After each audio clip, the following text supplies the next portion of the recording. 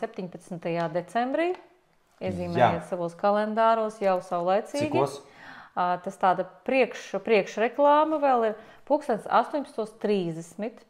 Bellevue Park Hotel. Pie uzvaras. Bijušais Maritim, jā. Jā, bijušais Maritim. Es tāpēc citu arī nekādīgi nevaru to hotelu jauno nosaukumu atcerēties. Maritims un Maritims. Skaisto skatu viesnīca, jā, latviskot.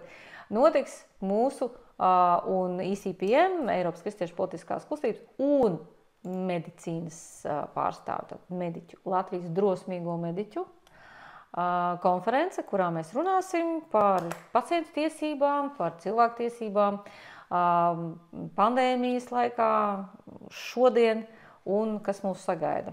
Par pandēmijas līgumu arī mazliet runāsim. Mums būs viesos cilvēks, kurš ir sarakstījis jau gandrīz tā kā izlaidis jau grāmatu par pandēmijas līgumu.